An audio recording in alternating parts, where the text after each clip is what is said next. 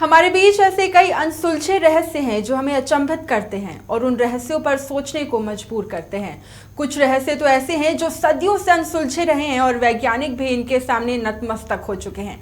नमस्कार, आप देख रहे हैं समाचार प्लस झारखंड बिहार। आपके साथ मैं हूं वैद्य रितिका गौतम। आज का कार्यक्रम बेहद खास होने वाला है। आज हम आपको देंगे कुछ रोचक जानकारी जिससे आप अब तक बिल्कुल अनजान रहे हैं। तो आज हम बात करने वाले हैं दुनिया का सबसे बड़ा जुटान, देश का सबसे भव्य आयोजनों में से एक जगन्नाथपुरी रथ यात्रा के बारे में। जगन्नाथ मंदिर से जुड़े ऐसे कई रहस्य हैं जिनसे आप और हम बिल्कुल अनजान हैं। आज हम कोशिश करेंगे मंदिर के रहस्यमय इतिहास को खंगालने की, जिसकी कई बातें हमें अचंभित कर देती है। तो इस रहस्य को तलाशने के लिए हमारे साथ बेहद ही खास मेहमान मौजूद हैं। सबसे पहले मैं स्वागत करूंगी प्रेम शंकर तिवारी जी का। आपको बता दूं कि ये रांची यूनिवर्सिटी ज्योग्राफी डिपार्टमेंट के असिस्टेंट प्रोफेसर हैं। आपका बहुत बहुत शुक्रिया, बहुत बहुत स्वागत है आपका यहाँ पर। दूसरा मैं स्वागत करूंगी डॉक्टर विनय पटनायक, पेशे से ये शिक्षाविद है। आपका भी बहुत बहुत स्वागत है हमारे स्टूडियो में। जैसा कि अभी हमने ये पूरा रिपोर्ट देखा, इस मंदिर के बारे में हमने जाना। मंदिर तो कई सारे, सबसे पहला सवाल प्रेम शंकर तिवारी आपसे है।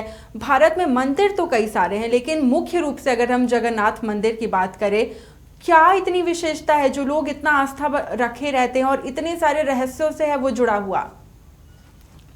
जगन्नाथपुरी मंदिर अपनी प्राचीनता के लिए तो प्रसिद्ध हैं।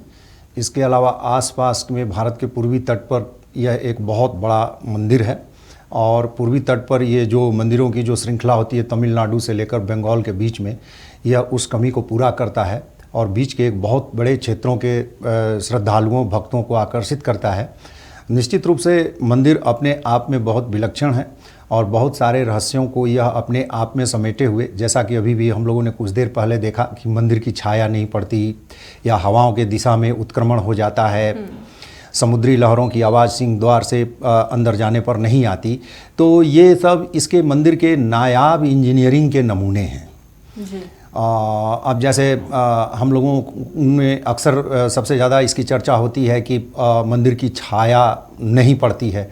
तो मंदिर की छाया न पड़ने का क्या कारण है, इसका तो इसके विषय में अभी तक जो कुछ भी बताया जाता है उसमें सबसे बड़ा कारण ये है कि मंदिर की बनावट कुछ ऐसी है इसमें, और इसके गुंबद का जो आकार और प्रकार जो रखा गया है उसके चलते इसकी छाया, कहा जाता है कि मंदिर की छाया तो जरूर पड़ेगी छाया, लेकिन ये अपने आप में ही इसकी भवनों और दीवारों पर आकर ये समाप्त हो जाती है, जमीन पर नहीं आ पाती है। ऐसा ही एक केस और देखा जाता है तमिलनाडु में भगवान शिव का मंदिर है थंजावुर का। उसमें भी मुख्य मंदिर की छाया जो होती है वो जमीन पर नहीं पड़ती है। तो इस तरह से ये हम ये कह सकते हैं कि ये बात अपने आप में इसलिए अद्वितीय है कि हमारे प्राचीन भारत में शिल्पकार किस तरह की अभियांत्रिकी जानते थे, यह उसका एक नायाब नमूना है। और इस तरह की चीज़ें हमें दुनिया में अन्यत्र नहीं दिखाई देती हैं। बहुत सारे भवन हैं जो ऊंचे ऊंचे हैं लेकिन उनकी छाया पृथ्वी पर जरूर पड़ती है। लेकिन इन मंदिरों के, दोनों मंदिरों के विषय में, चाहे वो थंजावुर तमिलनाडु के भगवान शिव का मंदिर हो या जगन्नाथपुरी में भगवान जगन्नाथ का मंदिर हो, इन दोनों मंदिरों की छाया जमीन पर नहीं पड़ती है। और इसके विषय में ये बताया जाता है कि मूल बात इसकी संरचना की है, इसकी शिल्प की है, वास्तु कला जो है कुछ इस प्रकार की रखी गई है कि ये छाया जमीन पर नहीं पड़ती है। हालांकि यह अभी एक गंभीर शोध का भी विषय है। बिल्कुल। डॉक्टर विनय, आपसे मैं जानना चाहूंगी, इस चीज को लेकर दोनों तरीके से लोग इसे जोड़कर देखते हैं। बहुत धर्म के प्रति बहुत ज़्यादा आगे हैं, मतलब भगवान को बहुत मानते हैं, तो वो इसे धर्म से जोड़कर देखते हैं। वहीं दूसरी तरफ अगर विज्ञान की बात करें तो वैज्ञानिक रीति रिवाज से भी इसे जोड़कर देखते हैं। तो इसका क्या संदर्भ अगर इसका देखें तो क्या है? जय श्री जगन्नाथ। ये बहुत बढ़िया सवाल है। मैं पहले जगन्नाथ जी का 2 लाइन सुनाकर मैं शुरू करूंगा। बिल्कुल। जगन्नाथ स्वामी नयन पथगामी,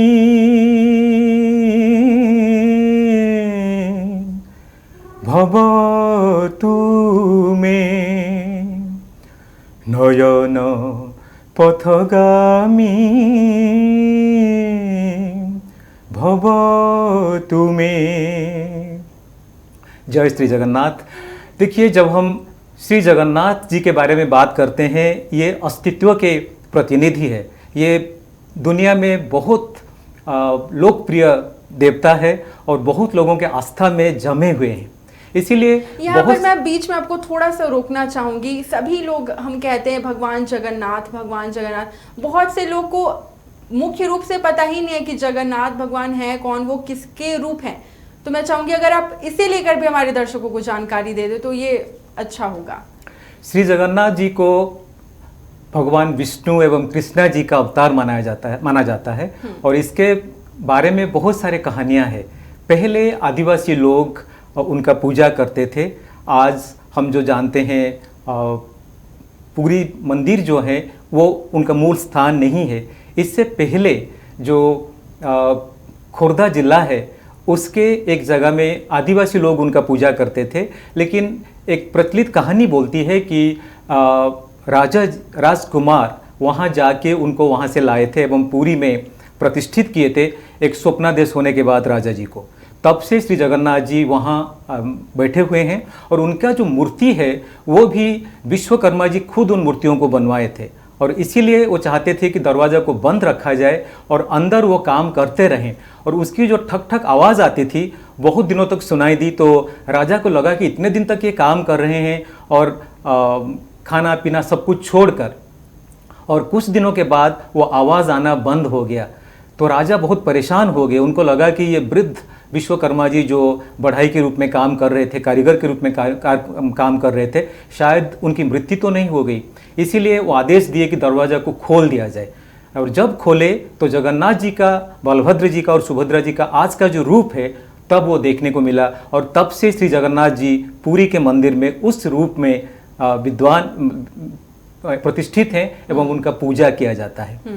उस हिसाब से ये चल रहा है। बिल्कुल, कई बार हमने लोगों के द्वारा भी ये सुना है, जितने भी भक्त श्रद्धालु मंदिर गए हैं तो उनका ये भी मानना होता है कि जब हम मंदिर के बाहर रहते हैं तब तो हमें समुद्र की लहरें सुनाई देती हैं, लेकिन जैसे ही हम मंदिर में प्रवेश करते तो खुद पर खुद समुद्र की लहरें वो सुनाई नहीं देती। जबकि अगर हम बाकी मंदिरों की बात करें तो वहाँ पर तो कॉमन है, अगर हम अंदर जा रहे हैं तो बाहर की चीज़ें तो हमें सुनाई देंगी ही। तो इसको लेकर मतलब क्या, इसे ऐसा क्यों?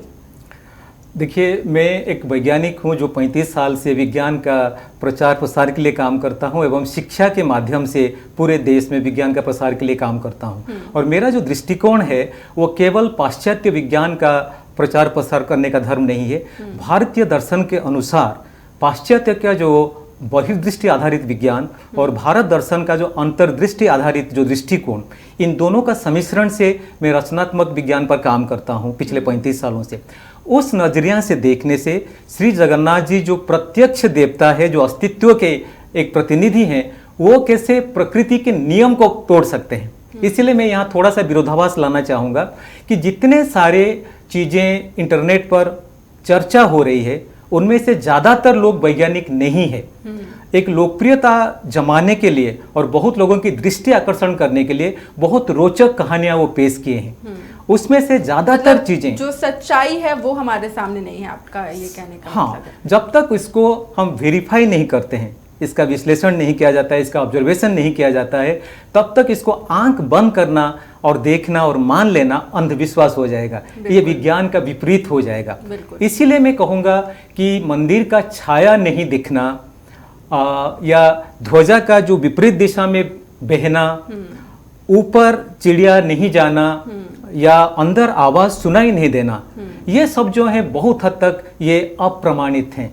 जितने लोग बोलते हैं उनमें से कितने लोग जाकर इसको देखे हैं मेरा संदेह है, क्योंकि मैं जब खुद हर साल वहां जाता हूं बचपन से, ये सब चीज़ों को जानने के लिए मैं बहुत कौतूहल रहा हूँ। और मैं देखा हूँ कि मैं मंदिर के सामने खड़े होकर भी देखा हूँ। मान लीजिए हम कहते हैं कि नील चक्र जो है वो हर एंगल से दिखाई देता है। केवल एक वर्तुलाकार चीज जो स्फेरिकल होता है वो उस प्रकार होने का संभावना है।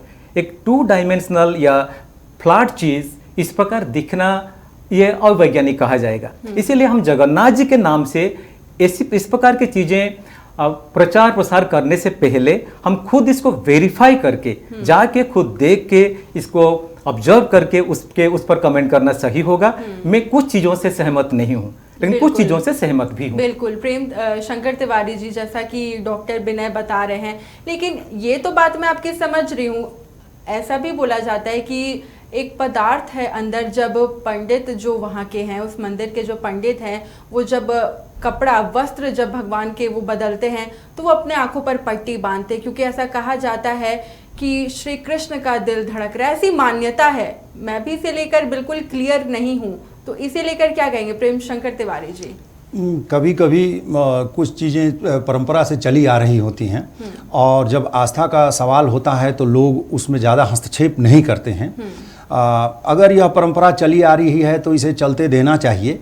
अब भगवान श्री कृष्ण का दिल, अब मैं इस तरह के मैं स्वयं इस पे प्रश्न नहीं उठा पा रहा हूँ। ये मान्यता है, लोगों की मान्यता है और ये चीज़ें ऐसी चली आ रही हैं, इसे चलते देना चाहिए। क्योंकि वह चीज़ बड़े गुप्त रूप से किया जाता है, अंधेरे में किया जाता है, पुजारी जी के आंखों पर पट्टी बांध दी जाती है, नगर के बिजली व्यवस्था को शासन काट देता है, मंदिर को सीआरपीएफ द्वारा घेर लिया जाता है। ऐसी चीज़ें मैंने भी सुनी हैं। और ये एक जन आस्था है, तो आस्था में ज़्यादा हस्तक्षेप लोग नहीं करना चाहते हैं। और ये इसी तरह का इस विषय वस्तु को लेकर समझा जा सकता है कि मेनली आस्था के चलते इस पे बहुत ज़्यादा हस्तक्षेप नहीं होता है। पटनायक साहब ने बहुत अच्छी तरीके से बात कही कि आस्था और विज्ञान में बहुत सारी चीज़ों को नहीं टकराने देना चाहिए। आस्था एक अलग चीज़ होता है और वैज्ञानिक नियम एक अलग चीज़ होते हैं। बिल्कुल बिल्कुल, और मतलब इसे हम जोड़ के भी नहीं देख सकते हैं। आस्था अलग चीज़ हो जाती है और अंधविश्वास अलग चीज़ हो जाती है। कई बार लोगों में अंधविश्वास भी देखा गया है जी। इस पर आप क्या कहेंगे? क्या ये अंधविश्वास है?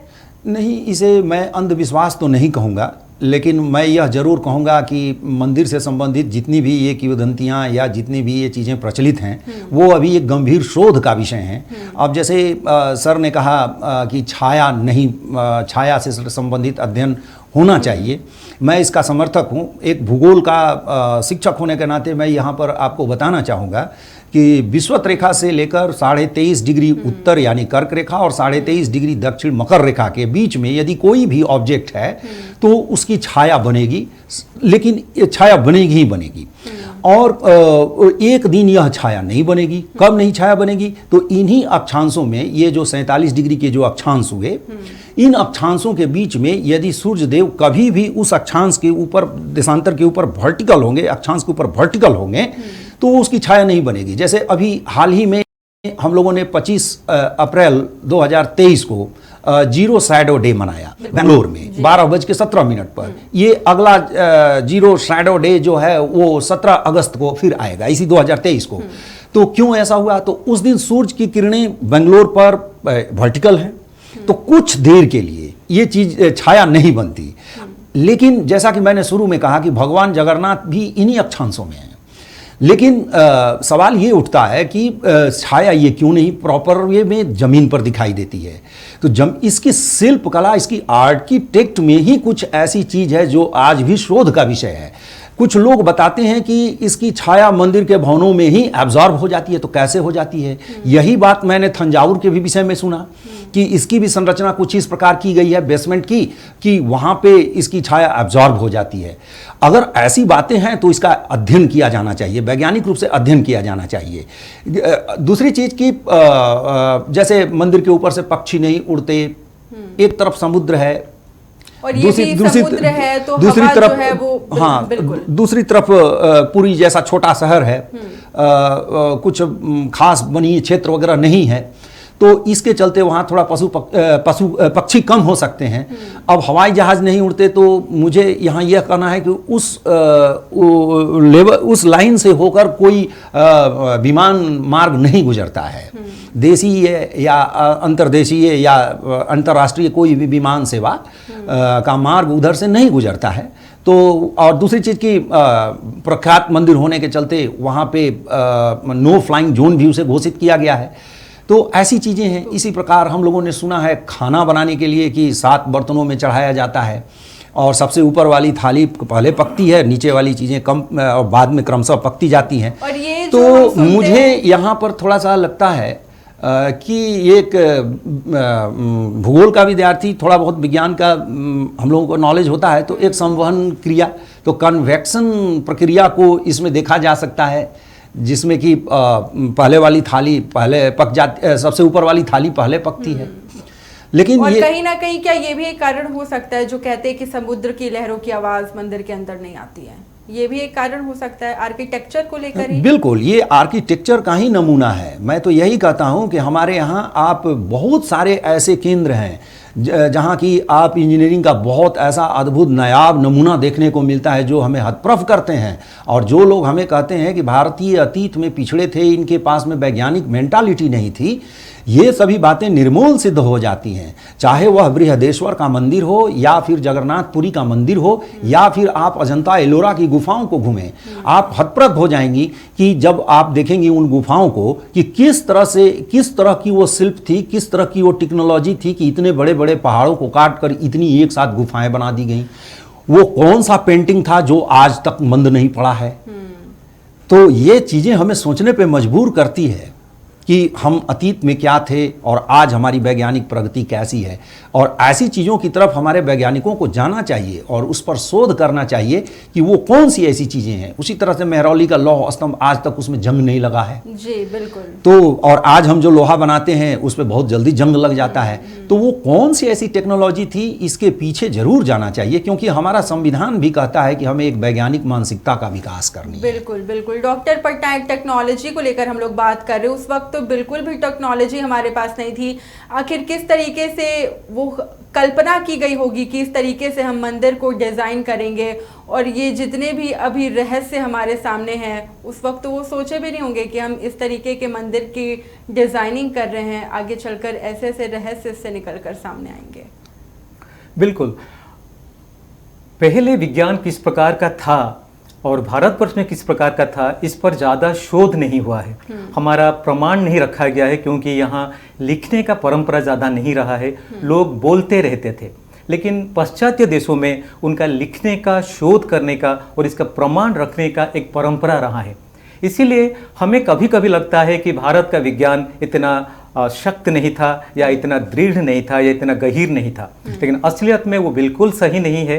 और भारत का विज्ञान काफ़ी आगे बढ़ चुका था उस समय, लेकिन इसका प्रमाण के अभाव से हम इसके बारे में ज़्यादा बोल नहीं पाते हैं। देखिए, मैं इसको एक अलग नजरिया से कहना चाहूँगा। आज एक समय से हम गुजर रहे हैं जब देश डीकोलोनाइजेशन के बारे में बात कर रहा है। एक गुलामी मानसिकता को लेकर देश जब जूझ रहा है, हर चीज को आंख बंद करके मान लेने का परंपरा बन गया है। उस समय अगर आप श्री जगन्नाथ जी का मंदिर को देखेंगे, उसका परंपरा को देखेंगे, मैं कहूँगा कि भारत को गुलामी मानसिकता से उद्धार करने का सबसे बड़ा उदाहरण है श्री जगन्नाथ जी का मंदिर, जहाँ बाहर का ना कोई कपड़ा, ना कोई लकड़ी, ना कोई खाद्य, ना कोई साग सब्जी अंदर जाता है। आप अगर महाप्रसाद को देखेंगे, जो केवल भारतवर्ष का सारे मंदिरों में पूरी में ही महाप्रसाद मिलता है, उसमें आप नहीं देखेंगे कि वहाँ आलू, टमाटर आदि व्यवहार होता है, क्योंकि ये सब विदेशी सब्जी माना जाता है। और 1000 सालों से यही परंपरा जारी है, जहाँ पूरा देसी तरीके से देसी चीज़ों को लेके अपने लोगों के हाथ से बनाया हुआ कपड़ा, लकड़ी की चीज़ें, रथ जो बनता है वो पूरा अपने लोगों के हाथ से बनाया हुआ रथ, जो खाना बनता है उसमें 140 चूल्हा है और लगभग 1 लाख लोगों के लिए वहाँ हर दिन खाना बनता है। और खाना बनता है, और ये भी हमने सुना है कि जब भोग लगा दिया जाता है और जब भक्त लोग खा लेते हैं, प्रसाद ग्रहण कर लेते हैं, और फिर जब किवाड़ बंद कर दिया जाता है तो फिर वो भोग कहाँ जाता है, ये आज तक रहस्य है, ये किसी को पता नहीं। क्या होता है तो मैं उस पर ज़्यादा नहीं कहूँगा, लेकिन जिस प्रकार से खाना बनाया जाता है और जिस प्रकार से आम लोगों के पास पहुँचाया जाता है, जैसे इसको कहा जाता है अभड़ा। अभड़ा मीन्स मतलब इसको जो बाढ़ा नहीं जाता है, जो जिस यूटेंसिल में इसको बनाया जाता है उसको ही तोड़ के उसमें खाया जाता है। तो हर दिन नए नए कलश में खाना बनते हैं, और हर दिन जो कलश बनते हैं, जो नए नए कलश बनते हैं, वो बिल्कुल शुद्ध और साफ रहता है। जिस प्रकार के सफाई उसमें किया जाता है, जिस प्रकार का शुद्धता मेंटेन किया जाता है, जिस प्रकार का कंटेक्चुअलिटी या स्थानीयकरण को उसमें बजाय रखा जाता है, भारतवर्ष में को ना कोई वैज्ञानिक इंस्टीट्यूट में, ना कहीं प्रशासनिक इंस्टीट्यूट में, ना पार्लियामेंट में भी इतना शुद्धता और इतना भारतीयता नहीं है। बिल्कुल, और जितनी तादाद में ये बनाई जाती है वो भी काबिले तारीफ है। बिल्कुल, ये बहुत ही असंभव काम। और अगर आप देखेंगे मंदिर का जो कारुकार्य है, जो आर्किटेक्चर है, जो लकड़ी से बनाया जाता है, श्री जगन्नाथ, श्री बलभद्र और सुभद्रा जी का जो मूर्ति जो है वो भी नीम का लकड़ी जो हर 11 से 14 साल में बदले जाते हैं। नीम के पेड़ चुने जाते हैं और उसमें से बनाए जाते हैं। और आप जो ब्रह्मांतरण के बारे में बता रहे थे वो भी होता है। ये सब इतना सात्विक ढंग से होता है। ये महा उदाहरण है हमारे सबके सामने। बिल्कुल। प्रेम शंकर जी, ये भी हमने सुना है कि जब नहलाया जाता है श्री जगन्नाथ को तो ऐसा माना जाता है कि वो फिर बुखार से तपते हैं, और रियल में जब उस मूर्ति को छूकर देखा गया है तो वो गर्म हो जाती है। इसके पीछे का लॉजिक क्या है? हमारे देश में ईश्वर का जितना मानवीकरण हुआ है उतना अन्य धर्मों में कहीं नहीं मिलता है। यह एक दुर्लभ चीज़ है उनके लिए। हमारे यहाँ ईश्वर का अत्यंत मानवीकरण इस अर्थ में हुआ है कि हमारे ईश्वर हमारे साथ खाते हैं, हम जो उन्हें चढ़ाते हैं वो उसको ग्रहण करते हैं। वो नहाते हैं तो बीमार पड़ जाते हैं, और उनकी तमाम प्रकार से सेवा की जाती है, देखभाल की जाती है। यह एक अत्यंत गहनतम आस्था का विषय है। ऐसी चीज़ों को अगर हम विज्ञान के साथ न जोड़ें तो बहुत अच्छा है, क्योंकि आस्था की चीज़ें आस्था के साथ रहनी चाहिए और विज्ञान की चीज़ें विज्ञान के साथ रहनी चाहिए। दोनों की दृष्टिकोण अलग हो सकते हैं, लेकिन दोनों कई जगहों पर मिलते भी हैं। लेकिन कुछ चीज़ें ऐसी हैं आस्था से संबंधित या इस दुनिया से संबंधित जिस पर विज्ञान अभी पहुंच नहीं सका है, और अभी तो चीज़ों की खोज भी हो रही है। जैसे हमारा ब्रह्मांड बहुत बड़ा है। प्रोफेसर एलन गुथ ने कभी कहा था कि हम ब्रह्मांड के सिर्फ 4% चीज़ों के विषय में आज तक जानते हैं। तो इसी सिद्धांत को हमें यहाँ भी इसी तरह से सोचना चाहिए कि आस्था के बहुत सारे ऐसे पहलू हैं जिनका अभी विवेचन विज्ञान नहीं कर सकता है। यह तब अब हाँ, भारतीय, जैसा सर ने कहा कि ये चीज़ें खोज शोध का विषय हैं, तो मैं यहाँ पर यह जोड़ना चाहूँगा कि भारतीय वैज्ञानिकों को थोड़ी भारतीय पृष्ठभूमि में, थोड़ी भारतीय मानसिकता के साथ चीज़ों की तलाश करनी चाहिए। अब हम ऐसे चीज़ों को, जैसे जगन्नाथ स्वामी के मंदिर में हम जिन विलक्षण चीज़ों को होते हुए देखते हैं, उनको सिर्फ और सिर्फ हम पश्चिम के एक वैज्ञानिक की मेंटालिटी से इसकी तलाश न करें। यदि वो वैज्ञानिक थोड़ी भारतीय मानसिकता के साथ आकर इसका रिलेटेड शोध करते हैं तो बिल्कुल, क्योंकि वक्त की कमी है हमारे पास। बस कंक्लूडिंग आंसर मैं आप दोनों से लेना चाहूंगी। डॉक्टर पटनायक कुछ कहना चाह रहे थे। मैं ये कहना चाहूंगा एक मजेदार बात, श्री जगन्नाथ जी को सारे उड़िया उनके घर के मेंबर मानते हैं। उनको कालिया नाम से वो घर की हर चीज उनके साथ बांटते हैं।